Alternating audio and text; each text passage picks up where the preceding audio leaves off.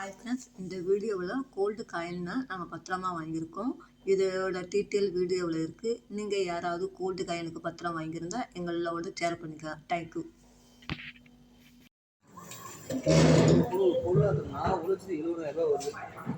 சரியா, நம்ம கேட்டது வந்து 1,44,880 அப்போ லாபம் பார்த்தீங்கன்னா 28,000 லாபம் வருது.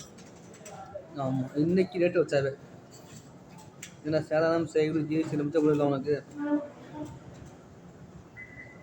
ஆமாம், நம்ம கடையிலையே நம்ம கடையில் மாற்றிக்கலாம். ஆமாம், நம்ம இன்சூரன்ஸ் பண்ணிடுவோம். பேங்க் இன்சூரன்ஸ் பண்ணி விட்ருவோம். நம்ம வந்து பெரிய கடை வச்சுருக்கோம், மில்லு இருக்குது உனக்கிட்ட. தலைவர் தான், பாய் தான். நான் நம்பிக்கையாக பண்ணலாம். காலையில் கஷ்டம் பண்ணாங்க, 10 ரூபா போட்டாங்க.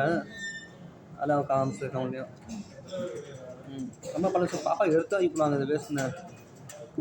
இப்போ ஒரு 5,000 லாஸ் ஆகுது. இல்லை 5,000 லாஸ் நம்மளுக்கு. ஜிஎஸ்டி வேஸ்ட்டு, அந்த கூலி வேஸ்ட்டு. 4,310 4,100 இப்போ 5,400 லாஸு.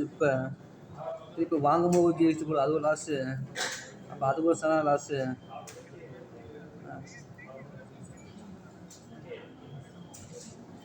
நம்ம வந்து கடை பெரிய கடை, சின்ன பெட்டிகளை போடுவாங்க எல்லாம். ஏன்னா இப்போ கவர்மெண்ட் ஆல்மா முத்தெல்லாம் கச்சேரி போட்டு ஆரம்பம் வச்சுருக்கு. இப்போ அதை நம்ம செல்லில் அடிச்சா ஃபுல்லாக இந்தியா வானம் என்ன பண்ணால் எல்லாமே செல்லாக வந்துடும். இப்போ அந்த மாதிரி இப்போ ஜிஎஸ்டி போட்டு அவனுக்கு. ஏன்னா இப்போ பேங்க்லேயே பார்த்தீங்கன்னா பில் கம்மி இல்லையா, பில் வைக்க அடை வைக்க முடியாது நமக்கு. அந்த மாதிரி கண்டிஷன் ஆகிடுச்சு. பேங்க்லேயே வைக்கும்போது இந்த இது பார்ப்பேன், சீல் பார்ப்பேன், தான் பார்ப்பேன். அவன் சீலில் மொபைல் அடிச்சு பார்ப்பேன், அவன் இந்தியா வானம் பார்ப்பேன். அதுக்கு தான் அந்த பில்லு காரணமே.